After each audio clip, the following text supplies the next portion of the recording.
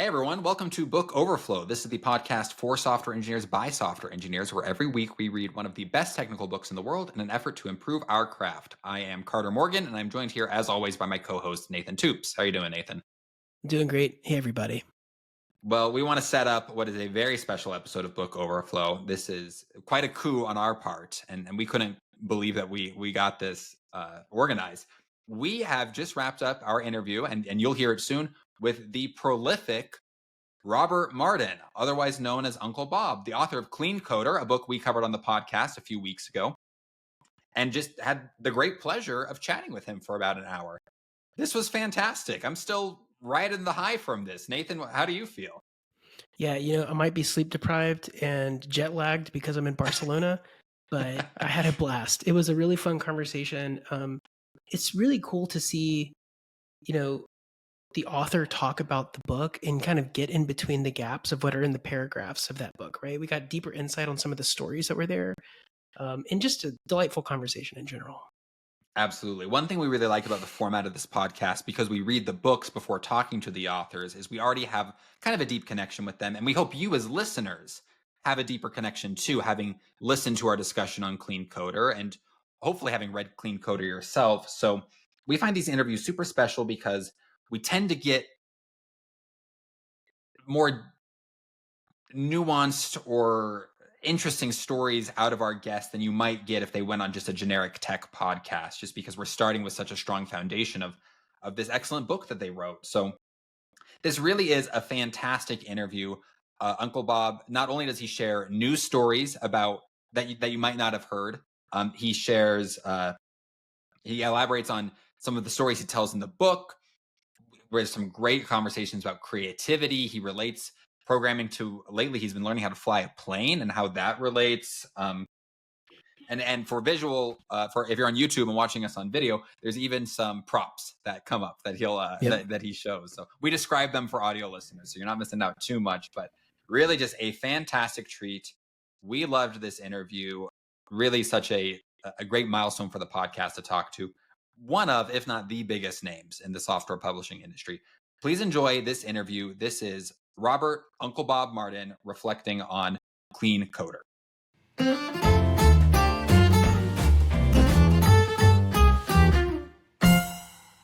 All right. Well, thanks so much for joining us, Bob. How are you doing today? I am very well, thank you. Thank you very much. Day. Great. Where are you joining us from? Illinois?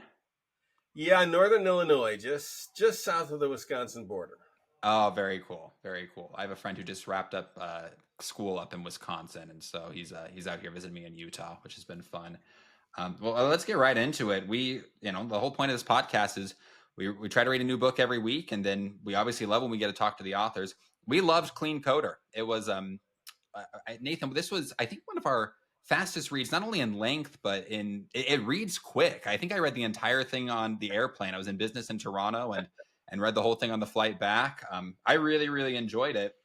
We always like to kind of start off the podcast asking the authors, describe the software engineering industry at the time you wrote the book and kind of what compelled you to write the book. I know you talk about some of that in the book, but any extra details is always great for our audience. Wow, Clean Coder. That's the book I wrote right after I wrote Clean Code, and it was like a whole bunch of stuff that I had in mind to write, but I could not write it in Clean Code because that book was about code. And so I pushed it all up into this great big pile in my mind. And then when I was done with Clean Code, this book just kind of spewed out. It was like, okay, here's everything else I wanted to say, but I didn't want to put in that book. The industry at the time, this would have been 2010-ish time frame, something like that. 9/11 was only 10 years away. The dot-com bubble had burst about 9 years before that. The agile stuff was only about 9-10 years old.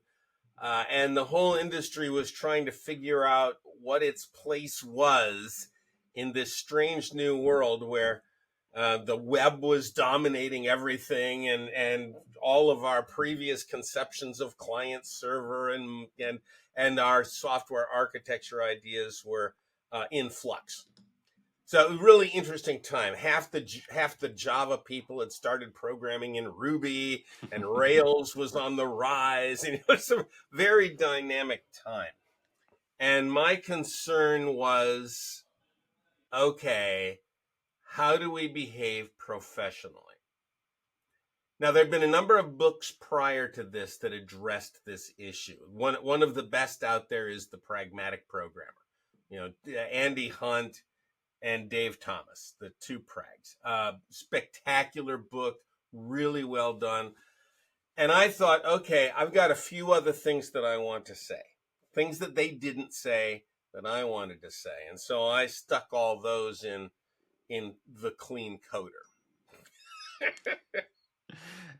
Something reading the book, and I think something you're kind of famous for in our industries, you have very strong opinions. And you talk about at the beginning some of the rough career patches you hit at the beginning, of your career. Yeah. And I think there are some people that might have let that, there's some people that when they face adversity, they say, oh, well, so-and-so doesn't know what they're talking about. Or, one day someone's going to recognize my genius, something like that. You didn't. You really took those as learning opportunities and kind of used it to turbocharge your career. What is it about your disposition or your upbringing that kind of let you take those speed bumps in stride and use it to become a professional like you advocate for in the book? Well, I mean, nothing is going to make you more humble than coming home to your pregnant wife and telling her that you just got fired because you're an idiot. Yep, that would do it. That would do it. It definitely has an effect on your self-image. Through those events, and there was more than one event like that, I learned a little bit about myself and how I should behave towards other people, and how I should value the circumstance that I was born in and the circumstance that I worked in. It's easy to take it all for granted. And I learned that you don't take any of that for granted. I was raised by a strong family, really strong family values, work ethic, the whole thing. Coming up, born in 1952, the 50s, holy cow. I've heard about 60s, yeah, well, I was a tween in the 60s. I became a teenager in 63-ish time frame, something like that, 64-ish time frame. And the Cultural Revolution was underway, and I kind of rejected it. My family values were to be much more conservative than the crazy stuff that was going on in the 60s. But I did not learn. What is it that I didn't learn? I did not learn the proper way to express my professional bearing. I took the jobs I had for granted. I would show up late just because I didn't feel like waking up and showing up on time. I would leave early. I would skip a day of work. I was like 22-year-old, so I was an idiot. But that was deeply disrespectful of me. And I got paid for that disrespect. And I got paid correctly for that disrespect. And I learned that it's much better to respect the people who are offering you employment and be grateful for it, and to do the best job you can on their behalf while you are doing the best job you can on your own. Those are tough lessons to learn sometimes. At least they were for me.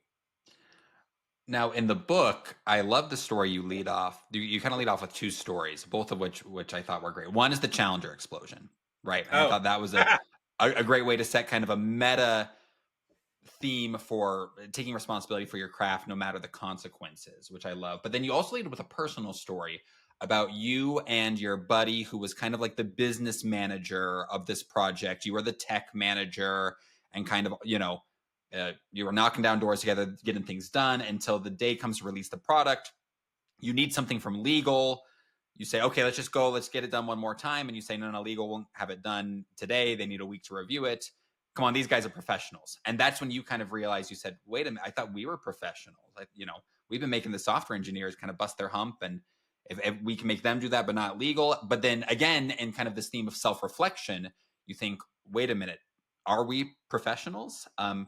So in some ways, the book isn't just like, and it's not just advice for professionalism for anyone. It's specifically targeted to our industry. And so what was it about our industry in particular, maybe at that time, that made you feel, hey, we're not really up to par with some of the other professional fields out there? And also, have you seen any developments in our field? Do you think we've become more professional since that time, less professional?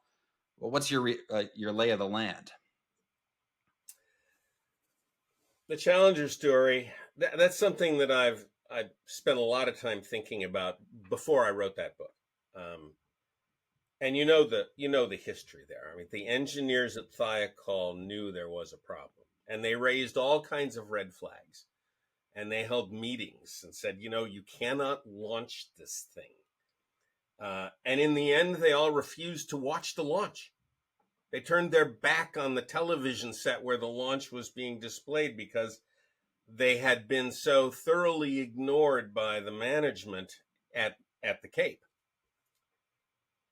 And my criticism of those engineers was that they did not call Walter Cronkite. They did not call the evening news. They did not go beyond the management that had suppressed them. And I thought, look, if you're going to be a professional, if you're going to put your credibility and your integrity on the line, and you know that the risk being taken is beyond what risk ought to be taken, then you have a responsibility to do what you must, regardless of the consequences to you.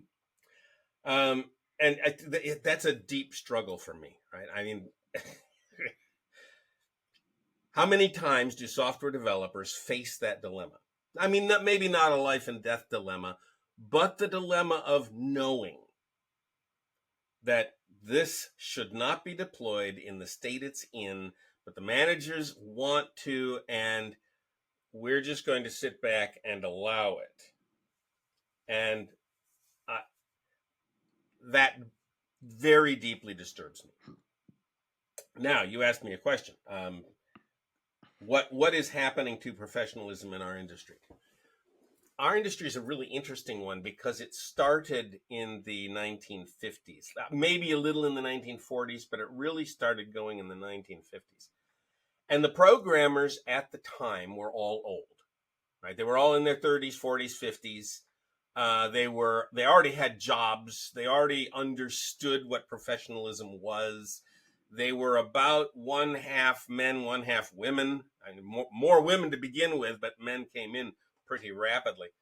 And that was the state of affairs when I got my first job in the very late 1960s, where it was still a bunch of older guys and older women who were in the trenches writing the COBOL code and the assembly language code that was running whatever small bit of society the computers ran at the time. And then in the 70s, there came a vast influx of young men. I was one of them. And there were lots of them. And this was spurred on by the fact that the universities had finally created computer science courses. There was no computer science curriculum in the 1950s or the 1960s. But in the 70s, finally, you could go to school and you could get a degree in computer engineering or double E with a computer science bent to it. And tons of programmers just started pouring out of the universities into industry, and industry gobbled them up faster than they could be produced.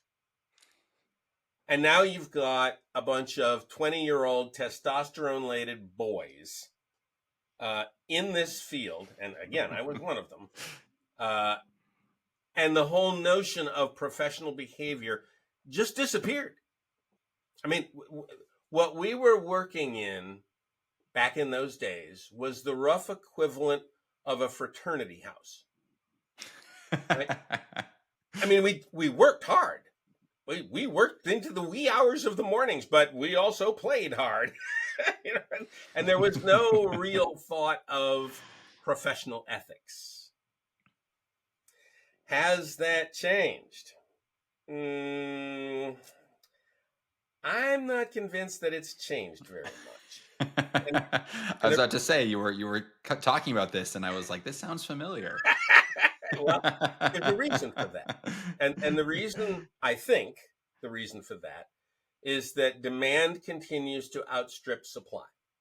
We're going through a little bit of a recession right now. There's been some layoffs in the software world, but those are transient events. The long-term pattern is that there are nowhere near enough programmers to satisfy the demands of industry. And therefore, gobs and gobs of young people continue to pour into the industry in an exponentially growing pattern. I like to say that it's, every 5 years, the number of programmers doubles. I think there's plenty of evidence to support that. But regardless, that what that means is that the vast majority of programmers have less than 5 years experience.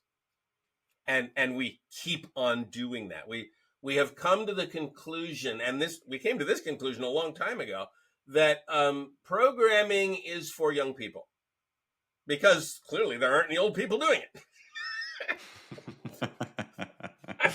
But that's just an artifact of this exponential growth problem. So I think the professionalism issue is a symptom of that crazy growth.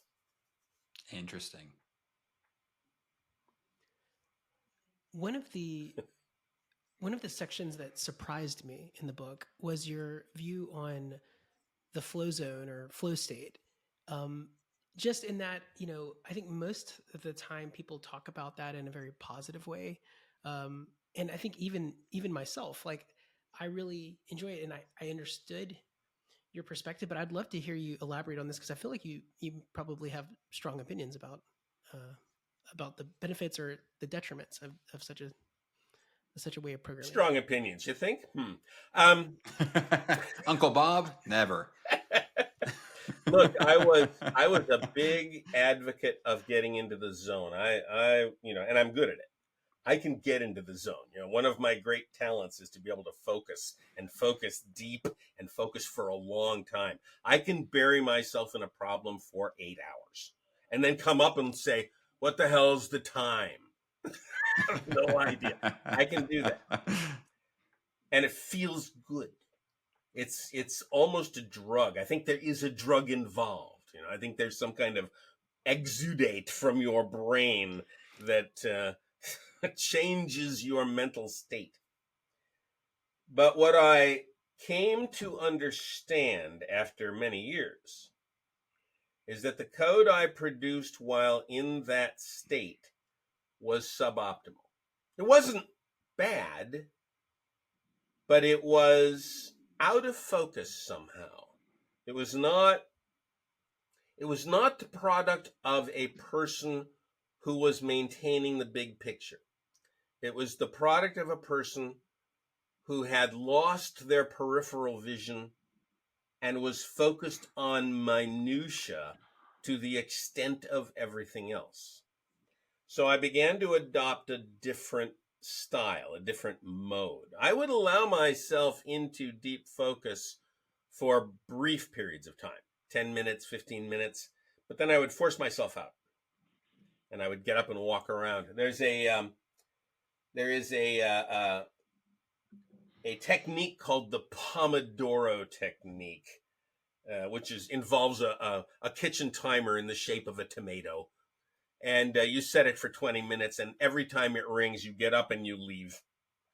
And you walk away, and you regroup, and you resettle your brain, and then you can go back and go back into deep focus mode. And I have found that to be a much better way to maintain the big picture and prevent the myopia of deep focus for long periods of time.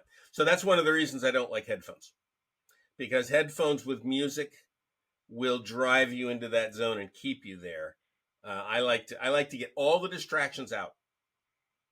The other reason I don't like headphones is that I once read some code of mine a few years later and found the lyrics of a song in the comments.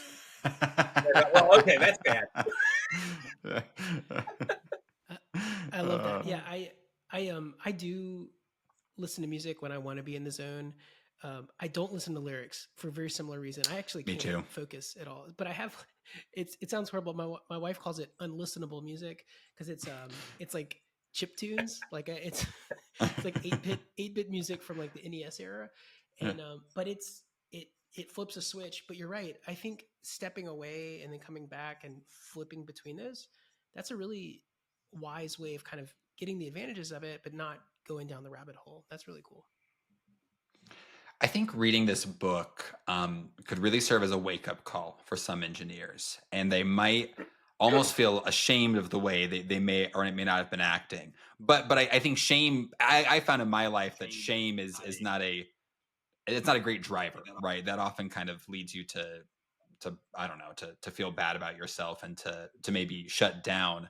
How do you recommend someone approaches if they wind up in a spot in your career, right, or where you wound up in your career where you've made some big mistakes and you might feel ashamed of what you've done, but you need to move forward? Like, how do you not let that kind of define who you are and instead you move forward to continue to be successful? You know, you do something stupid and you pay the consequences. And for a few days, you feel like, just grind me into the dust, just leave me there. I'm worthless.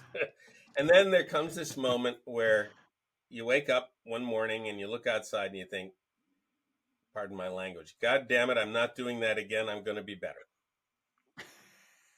And that's it. That's all there is to it. It's like you just say, okay, that's it. That's in the past. I'll remember it, but I'm not doing that again. I'm going to get better at this.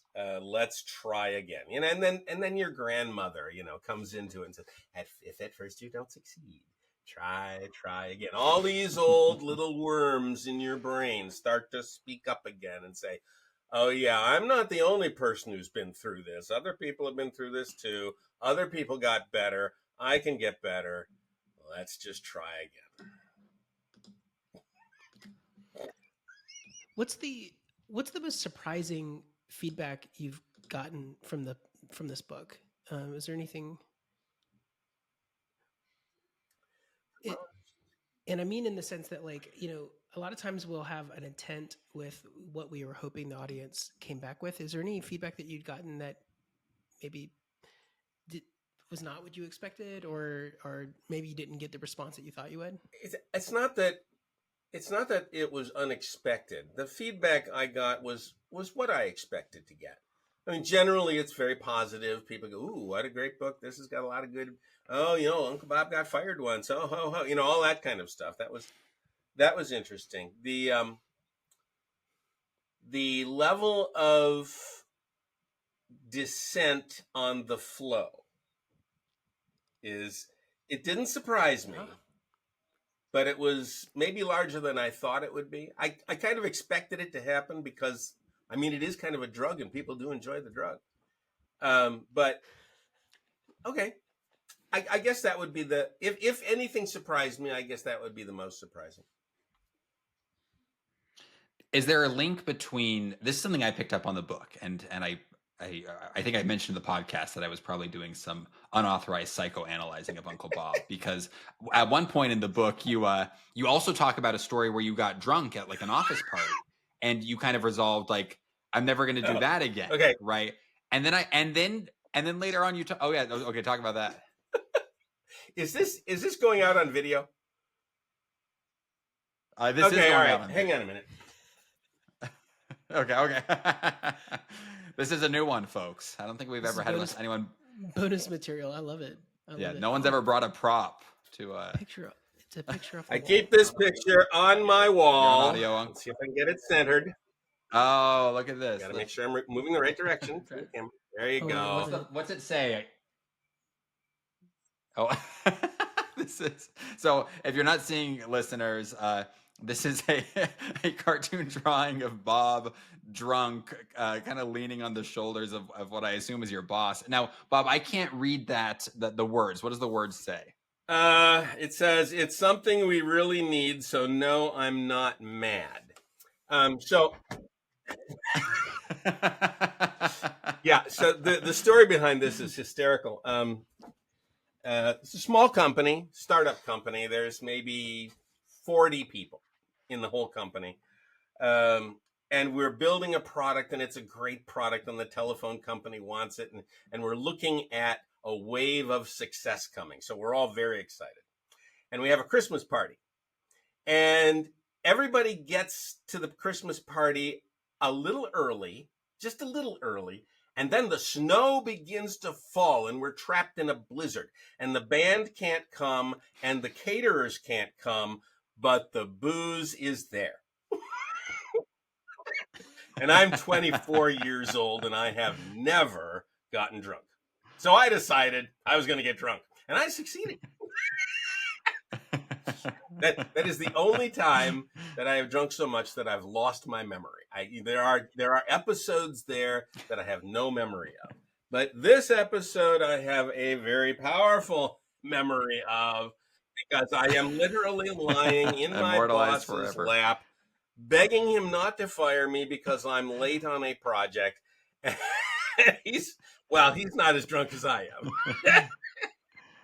I woke up at my boss's house the next morning because they said my wife couldn't handle me and they just had to take me home. Very embarrassing. And I keep this memorabilia on my wall to remind me of that time and not to ever do that again. Well, so I noticed a bit of a through line between that story and then the flow zone, and even now you're calling it a bit of a drug, right? And so I said I also am religious and grew up in a very conservative upbringing, and so the theme of sobriety resonated strongly with me, right?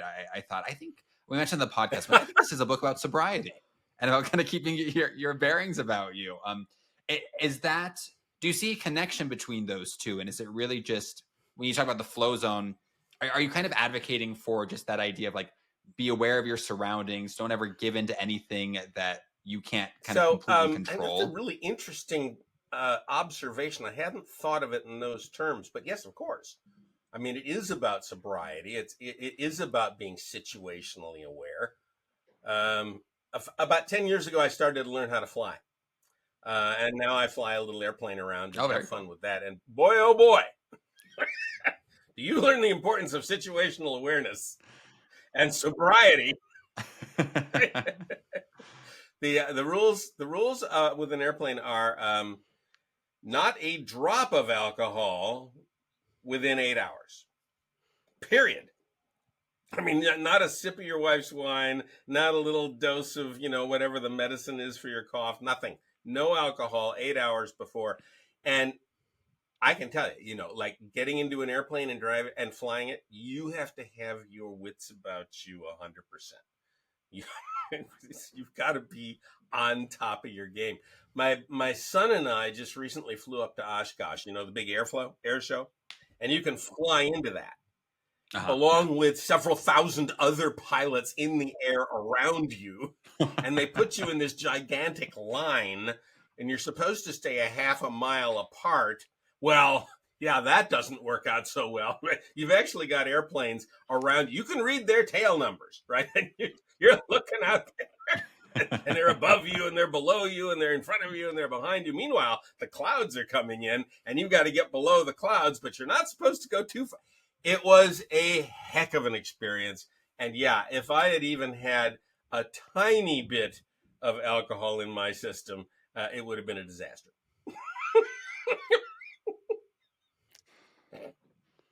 You can't get into the flow either.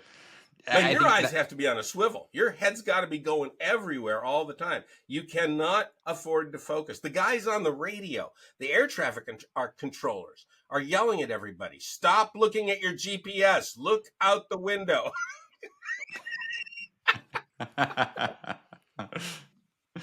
It's a good tagline. I should use that from now on in software. Stop looking at your GPS, look out the window. So, so speaking of, if you were writing this book again, or you're writing this book now in 2024, do you think that this approach to professionalism is timeless, and that it's the more things change, the more things stay the same? Or have you noticed a shift in your work and the work of those around you? I think it's In timeless professionalism? in the sense that the lessons are always the same. And I love the word sobriety. I'm going to start using that word. A sober attitude towards software development, a attitude towards your employers, the ability to take responsibility for your own actions. All these things, I think, are timeless. The way they are worded may not be timeless. Right? So it's possible that 20 years Interesting. later, the message should be given again in more contemporary language, more contemporary uh, idioms and memes, but the same message is there. I just recently wrote a book called Clean Craftsmanship, which was in some ways a restatement, in a very different way, but a restatement of many of the ideals, if not the anecdotes, of Clean Coder. That's great. You talk about in the book, and we love this section, you talk about this idea of saying no and how it's the responsibility of a professional to say no. Um, that's a really daunting thing for a lot of software engineers, especially this field tends to attract a lot of introverts, maybe people who are shy or timid.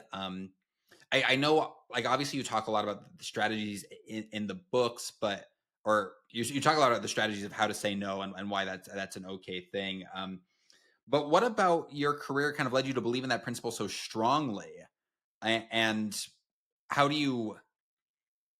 you help other people embrace that principle strongly too, and to realize that being a good software engineer isn't necessarily just being a yes man?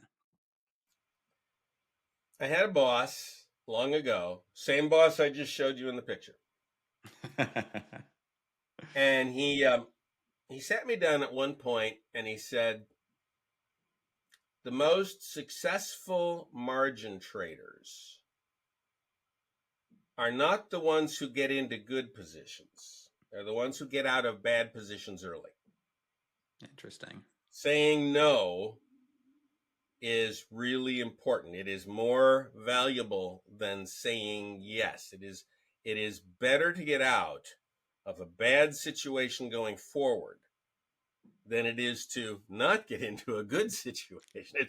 You can do much more damage to your company and your society by allowing it to proceed down a toxic and dangerous path. And we are the ones who know. Managers don't know. They don't understand what's going on under the hood. Most of them cannot look under the hood. Most of them cannot foresee the issues that are portended by the structure of the software. We are the ones who know, and so we are the ones who have the responsibility to say no when no is the right answer. Now, no one should be running around going, no, no, no, no, no, like Lego Batman. Don't want you doing that. But when the answer really is no, and everybody wants to go gangbusters and launch the Challenger, you better be able to stand there and say no loud enough to stop that from happening. There's an internet meme going on right now. I'm in the midst of a Twitter brawl right at the moment, and it was spawned by the CloudStrike stuff, and everybody's saying, well, the developers had some responsibility, didn't they? And I'm of the opinion, yeah. Yeah, the developers did have some responsibility in that. Managers did too, but so did the developers. The developers cannot be relieved of the responsibility for taking most down for a day. They had a role to play. They have an accountability to look to face. And the number of programmers on Twitter who just refuse to accept that terrifies me. That is the wrong attitude to take. If you're a professional, you have to be in the breach, able and willing to say no at great personal expense if the answer really is no. How do you take responsibility, but at the same time, what we actually just finished up our discussion yesterday of web scalability for startup engineers by Artur Edgemont. And one thing we wound up talking about that is the idea of the blameless postmortem, which is something I enjoy. I think that it's a good way to get to the bottom of what actually happened as opposed to pointing fingers and just trying to cover your mistakes. I don't think that these two positions are in contradiction with each other, taking responsibility and having a blameless postmortem. But I could see that if someone read this book and said, okay, I'm going to really take responsibility for my work, and that means that I'm going to hold everyone else equally responsible. And so then if someone introduces a bug like that, it's just all hell's going to break loose. And I'm going to make sure that that person is held responsible. But at the same time, there are some things. One thing I like about the blameless postmortem is this idea that when a big bug like CrowdStrike happens, the first question you should ask yourself is, wait, why was that even allowed to happen? And again, and I think that's part of taking responsibility as developers. You say, what was it about our tooling, our systems, our processes that even let this get into production? What's your take on that? Do you think you can still have a responsibility culture without it getting to the point where people are kind of in permanent cover your butt mode? So it's the blameless postmortem, I think, is a good idea, right? And there's a show from a couple of decades ago called ER, very famous show. And what they would do every once in a while, you'd get an episode of this show where they would do a blameless postmortem because some patient had died unexpectedly. They called it an M&M, morbidity and mortality, I think is what that stands for. And all the doctors sit in a room and they discuss, why the patient died and what was going on and what the symptoms were and what we did and how we addressed it. And then there's this one episode where Dr. Green, who's kind of one of the stars of the show, is asked in the end, well, how did this happen? What went wrong? And he looked at them all and he said, I missed it. And that struck me at the time. Okay, it's a blameless post-mortem, but somebody took responsibility. Nobody blamed him. They all walked out of the room because they all knew that they're going to miss things too. But he took responsibility for it and walked. Now, okay, it's a TV show, so it was dramatized. But I think the message is a good message. Now, in this Twitter storm that's going on at the moment, people have said, well, the best way to destroy the software industry is to start blaming software developers, which I think there's some truth to that. We can't start having this culture of finger pointing. On the other hand, when a mistake is made, there are levels that we probably need to cross. If it's a small mistake or a moderately small mistake, the best way to be accountable for it is to acknowledge that you made the mistake and do whatever you can to fix it. And really, nothing else has to be done. If, however, the mistake is larger than that, and perhaps due to negligence or unprofessional behavior, then you might want to escalate that to the organization. And the organization may need to take disciplinary action or remedial action. There may be something overt may need to be done. And if the mistake is really egregious, then the state may get involved, and there may be civil penalties and there may be criminal penalties. I think this is the nature of accountability. We want everything down in that first third, right? You just take responsibility yourself. You do what you can to fix it. You swear you'll never do it again. Cross your heart, hope to die. Oh my God, I really hope I don't. And then go on like a normal human being. But there are cases where deeper penalties are sometimes necessary. I enjoyed the book.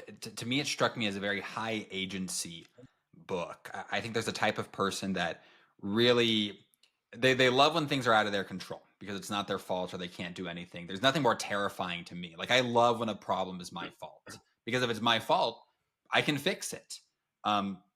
You strike me as a high agency person as well. How has that influenced your career? How does that influence your approach to software? Just kind of feeling in control of your actions.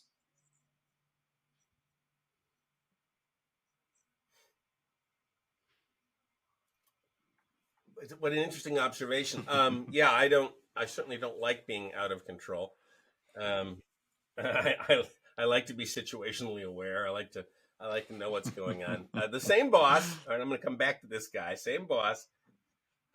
I would go into his office from time to time, and I'd say, "Oh, I just found this really interesting bug," and he would look at me with this expression on his face and say, "Bugs aren't interesting."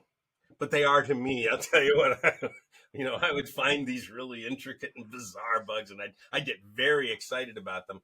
And that's a case of agency again, right? Like I felt capable of surrounding these intricate and bizarre malfunctions and able to resolve them. That's something that gives me great joy, although it gives me much greater joy not to produce them. It's fascinating. We also just finished working with legacy code, and one of the things that was interesting about that is that you run into these cultures in which no one has taken accountability long enough. That the legacy code is this code base that no one can reason about. There's no test coverage. There's none of these things. So it struck me because I've been dealing with there's a company that we have acquired, and there's a subset of the code that kind of falls into this. And we've been hiring folks with agency, and it's a breath of fresh air. It changes the culture of the entire team, where they get excited and they're like, "Hey, there's this error happening, and it's happening this many times in our system, and like, let's just fix this right now." And it's this excitement that's to it. And I can only imagine as your learnings have happened over your career that giving that breath of fresh air is can take a group of folks that feel very beat down and give them a boost.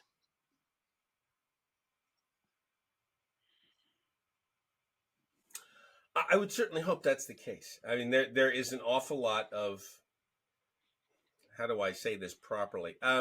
One of the worst symptoms of a software developer and of a human being is passive aggression, where something's going to go wrong and you do nothing to stop it. You just say, "Well, it's their problem, not my problem. I'm getting my paycheck." That's the opposite of agency, right? That's the opposite of being in charge, being situationally aware, taking the bull by the horns and wrestling it to the ground, to use an old metaphor. So yeah, when you have, and I have experienced this, right? When you have a team of people, and that team of people are high performers with agency, anything is possible. My God, you can do anything. And it is a wonderful, wonderful experience. It's also a fairly rare one. I loved reading about your kind of entry into the software world. It's funny, as we've been doing this podcast, and we haven't been doing it for too long. We just started about 2 months ago. But a recurring theme throughout it has been the unconventional paths people take to join this industry. You yourself are not college educated. Nathan has since completed a master's in computer science, and I'm working my way through one. But Nathan, you have a theater degree, right? Yeah, I have a theater degree and worked in the industry for years. And then during COVID, was like, oh, what if I get a master's in my spare time? That was really like it wasn't blocking me from anything. It was really like, could I pull this off? And me, I have a business management degree and just got into the field because I took the Microsoft Excel class and I thought that the if formula was fascinating. Yeah, but it was true. And then that kind of led me to computer science. And then I took some CS classes and realized it was kind of the only homework I ever loved doing.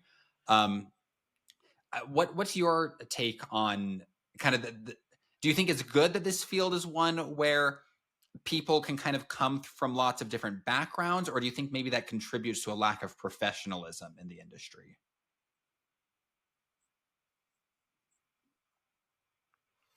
Oh, I think it's very good that people come from a number of different backgrounds. We need as many different points of view as possible because we don't really understand what we're doing yet. So yeah, I think that's a very positive thing, and this industry is remarkable in the level of different backgrounds that people come into it from. One of the most common indicators of talent in software is talent in music. There's this very bizarre association between programmers and musicians, possibly because songs are programs with while loops and if statements in them. but okay, that seems to be a fairly common thread. You're right. I'm not college educated. I taught myself Fortran and COBOL and PL1 and assembly language when I was 14 and 15. I was just one of those kids that saw a computer once and thought about nothing else for the next 20 years. Barely had time to take a shower. So I was really, really into it. Again, this talent to focus really helped me a lot in those early days. And I got involved with a lot of startups. Again, this is like the late 60s. There weren't a lot of people coming out of college. So the people that I was working with all came from different backgrounds. There wasn't a big university supply of people at that time. And a number of the people that I worked with were my high school buddies. We had a little clique in high school. We would program whatever computers we could find. Mostly we couldn't find any. Sometimes we would drive to a digital equipment sales office and they'd have a PDP-8 sitting on the floor and we'd go there on Saturdays. And that was how we spent our Saturdays. We would play with the PDP-8. That little blinky box that you see behind me is a mock-up of a PDP-8 that we used to play with. Our school got a teletype connection to in Illinois Institute of Technology. They had a UNIVAC 1108, and we would dial up, at 10 characters per second on a teletype. We would dial in and we would type our programs in. We're just the first computer kids. And I was able to maintain contact and employment contact with those folks for a good long time. Those were the guys with agency that I was talking about. We were all young. We were all stupid. But God, we could do anything. Give us a task. We'd get it done. I mean, in the most horrible of ways. But we would get it done. And then later on, as time went on, more and more kids came out of college, and I started working with different folks from different backgrounds, both college and non-college. And now we've got this boot camp thing going on, right? Where people are coming into the industry by sidestepping university and going through these 13-week blast courses where, okay, you can put up a website and you can learn a little HTML and a little CSS, maybe a little Java, and then you can have a starter job. And I feel about those with a little bit of mixed feeling. I'm a little apprehensive about it, but I'm also grateful for it because the university channel is not. Yeah. I used to teach the University of Central Florida coding boot camp, and I just taught one cohort, and I've since stepped away from it. But I agree, it's unfortunate because some people think of it as a get rich quick scheme, and they think, okay, great, I'm going to do this 6-month course and then go ahead. But there are other people, like one of the students I taught, he was an elevator mechanic for like Disney World hotels, but he was a genius, right? And I think, and he was a genius elevator mechanic too. But I think he was ready to move into maybe some more cognitively demanding tasks, and he studied and studied and studied. He worked his butt off, has since gone on to become a very successful developer in his own right. And so, like, if you could only get people like him into boot camps, it'd be great. I worked with some students that are just a little, again, it's a big commitment, and But yeah. I think you have to unlock, I don't know, there's that love of learning that gets unlocked. And then in our industry, it's the programmatic thinking. Like, can we take some complex problem, model it in code, and break it up into these component pieces? And then, of course, as you learn the craftsmanship, can I do it in a maintainable way that changes over time, right? That is a spark that you get in some people. And I think those of us who've experienced it, you can see it, right? And most of the people who go to these coding boot camps, like, maybe they'll have a deeper appreciation, but they don't have the spark. And then I have a friend who was a barista, super sharp guy, and was kind of curious about it. I encouraged him to try it out. And I was very much a big, like, show your work, like, start building stuff, do things that are interesting to you. Cause that's what's going to be, you're going to have to make a case for yourself. Like, nobody knows if you're any good. Right. And that's exactly what he's done. He's been working in it for several years now, and it's unlocked a whole side. It's been so fun to watch him grow. And yeah. Done. Very cool. I always tell people, sometimes people ask me about our job and misconceptions about it. And I always say, I think the biggest misconception about programming, it is a very creative discipline. And I just like what you said about musicians and the relationship there, because I think that there is a link between creativity and programming. Have you observed that same link? Oh yeah. Yeah. It's a very creative discipline, and creative in a whole bunch of ways. From the outside looking in, people will say, "Oh, Angry Birds, that's a very creative application." And okay, yeah, it is. But that's not the kind of creativity that we experience in software. Right? We experience the creativity of the composer as they're thinking, "Ooh, an oboe here would sound just right, and these notes should go up and down in this cadence." There's a creativity at the lowest level of detail. And for me, I just get thrilled by that. I get thrilled when I can take a line of code and shrink it a little bit, or take 3 lines of code and say, "Oh, there's a better way to express this," and I can twist it around, and all of a sudden it's just glowing gold on my screen. And no one else, or very few other people, can see that golden glow. But I can, and maybe a few of my cohorts can, and that's enough. That's cool. Another kind of recurring theme of the podcast has been the nature of abstraction, and you talking about kind of fiddling with your PDP-8s and being kind of right in some ways at the genesis of this industry.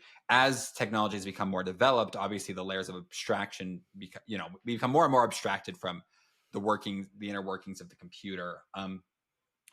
What do you think?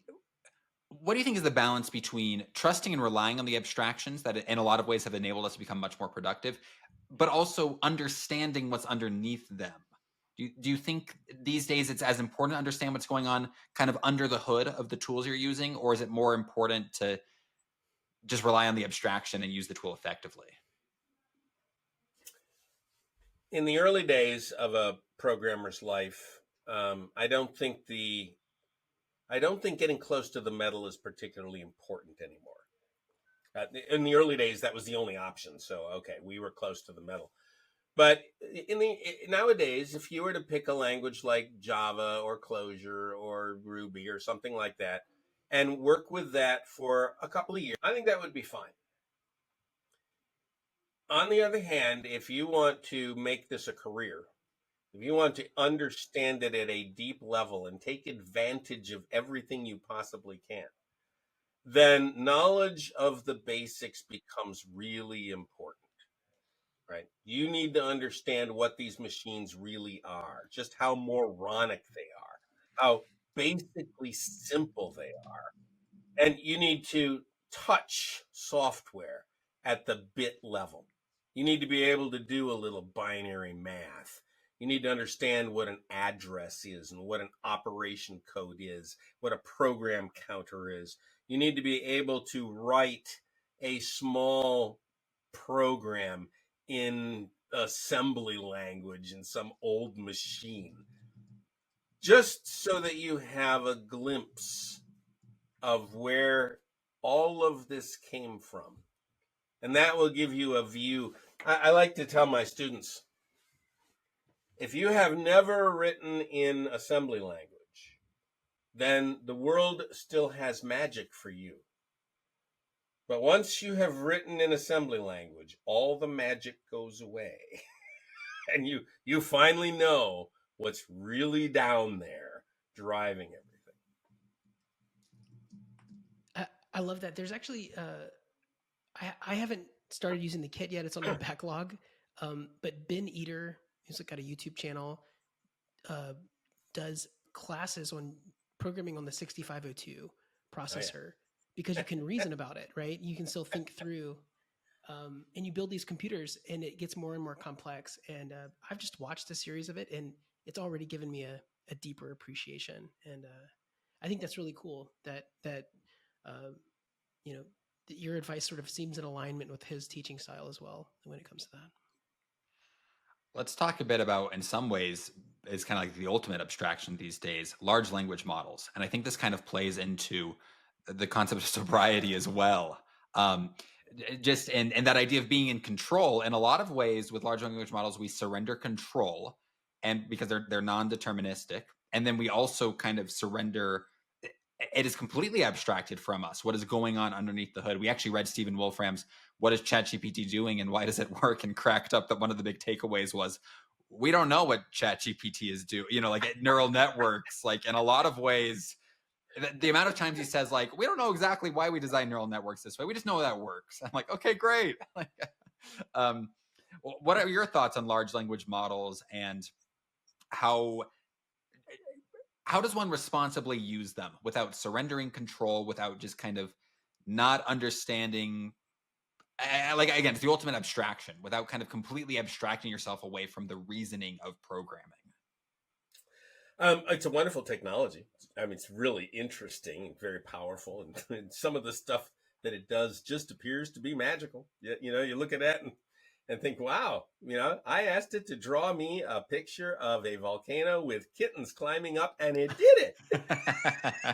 Wow, yeah, okay. So that's cool. It's great. I've turned Copilot on my IDE and I giggle at it as it tries to write the code for me. And there are times when it writes a bunch of code and I think, well, you know, that's not damn bad.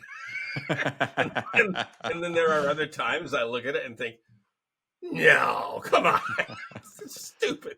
So it's fun to use these tools, and I think there's an efficiency gain that we could all get from them, because I have noticed with Copilot it will relieve me of certain mundane tasks, and I appreciate that. I especially love when I write a test and it remains silent for the first test, and then I start to write the next test and it anticipates it and sometimes even gets it right. And if it doesn't get it right, it gets it half right. I appreciate that stuff. But the question you asked me is much more pertinent. How do we behave with these tools? We never surrender to them. They are not intelligent. They are machines. They are that dumb little assembly language machine blinking back there in the back. That's all they are, little blinky light boxes. There's a lot of them, and they're working very fast, and they're working on an awful lot of data, but that's all they are. And so you must not trust them under any circumstances. You verify everything they do. I was about to say trust but verify, but no, that's not right. Just verify. There is no trust here. Again, I told you I'm a pilot. I fly a lot, and I use an autopilot a lot, right? I never take my eyes off what that autopilot is doing. Right? I'll let it fly the airplane, but my eyes are on the window. My eyes are on the instruments. I'm looking at everything because that autopilot is perfectly capable of doing really stupid things. And so I'm there to make sure that it does not do stupid things. And that's the way we should be treating all of these large language models. One of the fun ones is they're using large language models now to coalesce all of the reviews on Amazon. So you've got a product that's got 10,000 reviews on Amazon, and then there's this little blurb down at the bottom, which is the AI coming up with the summary. And they're hysterical. They're always a joke of some kind. It's like, this reads like an AI wrote it. That's one of the best political put downs of 2024 was who was it? One of the candidates in one of the debates was complaining about the other guy, and he said, "He sounds like ChatGPT." That's like the worst possible.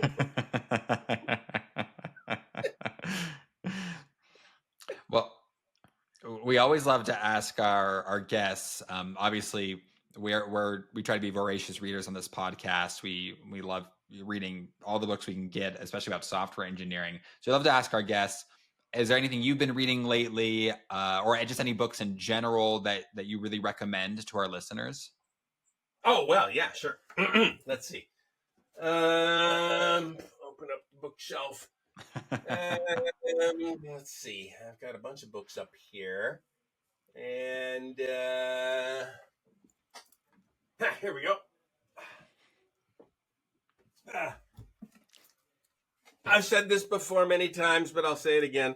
I found this book to be a life-changing event. What is The Structure and Interpretation of Computer Programs by Sussman and Abelson. Okay. It's left and right business. I can't seem to get control of the left and right. I don't know if you can see that. I don't know if we can see it. Yeah. Yep. Okay. Wonderful book. This is the book. It's old. I mean, I don't know what the date on it is. Probably the 80s. It's an old book, but I found it to be a life-changing event. Oh, no, it's 96. Older than I thought, younger than I thought.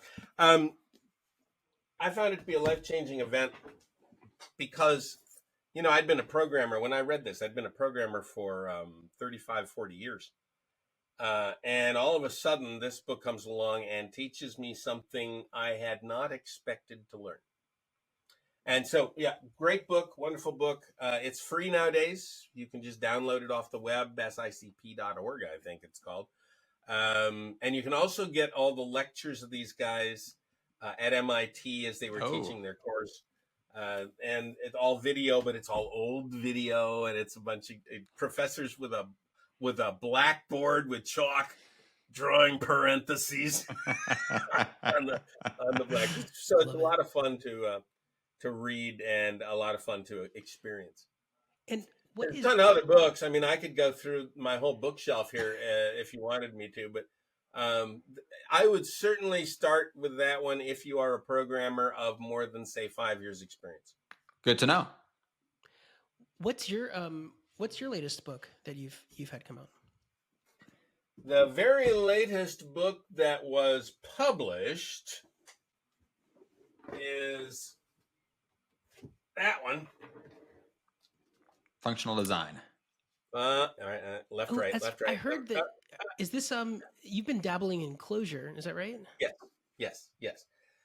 So this is a book about functional programming, and that's been popular on Twitter lately. That's right. I've noticed that it's been popping up on Twitter, so that's nice. Good to see. But yes, it is a book about functional programming to start with. And it starts at the atom, and it works through what functional programming is and why we call it functional and when you can use it and when it doesn't exactly work. And bit by bit, it builds up to design structures, design principles, design patterns, and architecture. So it tries to go through the entire gamut. And the language I use in the book is Clojure, because that's like the simplest language to learn. There's almost nothing to the language, which makes it, ironically, very powerful. So that's the book that's most recently published. Now, the book that is in the process of being published is called We Programmers. That's the working title anyway. I think that will be the title. And it is a book about the history of programmers. Oh, interesting. Starting with Charles Babbage and then going on to John von Neumann, Alan Turing, Kurt Gödel, all the way up to Ada's in there, and all the way up to the guys who gave us C and Unix, Ken Thompson, Dennis Ritchie, Brian Kernighan, with a whole bunch of other people smattered in between. And it's a book that is deeply technical. I wanted programmers to read the technical problems that these people were solving. People like Grace Hopper. What technical problems was she deeply involved with? But I also wanted programmers to understand the human side of these people. So it's a discussion that interweaves the human frailties of these people with the technical superiority of them. And I had a blast writing this book, just an absolute blast. It's in the process of being published now. I expect it to be out Christmas time, maybe. Great. We'll add that to the backlog. That sounds fascinating. That sounds so cool. Is there any any Claude Shannon in there? Is it who? Claude Shannon? No. Claude Shannon is not. There's a lot of people I left out. I had to pick a bunch of breadcrumbs that took me from the past into the present, and there's a ton of people that I couldn't include. But you make the choices you make. Hey, that's cool. We can't wait to read it. We'll absolutely read it, and hopefully can have you on the podcast again to talk about it, because that sounds fantastic. Well, thank you so much for joining us, Bob. Is there anything you want to share with our listeners? Anything you want to plug before we wrap up here? Well, I think I managed to plug just about everything. But no, I had a good time with this. Thanks for inviting me. And yeah, as the books come out, one and after the other, I'd be happy to come back on the podcast. Well, we would love that. This has really been quite an honor, and the genesis of this podcast is so funny, just in that Nathan and I kind of decided, we'd like to read a lot of books, and as long as we're reading a lot of books, we should have an accountability buddy, right? We should kind of talk, someone we can read them with. And I said, well, as long as we're reading them together, we should discuss them. Well, as long as we're discussing them, we should record it. And then 6 weeks later, we're talking to Uncle Bob. So, it's been a fun little trajectory, and really, it's such a huge honor for us to be able to talk to someone like you who's so prolific in the industry. And it's completely validated the whole point of this podcast. So we thank you so much for joining us today. My pleasure. Well, great. Well, listeners, that's it for this episode. Again, the book is Clean Coder by Robert Martin. Fantastic book. You can check out our discussion episode on it. Quick read, definitely worth your time. And Bob has plugged some of his other books as we've been listening. Please check those out too. We know that we will. And yeah, you can you can contact us at contact@bookoverflow.io, or we're on Twitter at bookoverflowpod, and I'm Carter Morgan on Twitter too. So please feel free to follow us on social media. Keep tuning in. Bob is not the last of our author interviews, and we hope that you stick around. We'll see you later, everyone.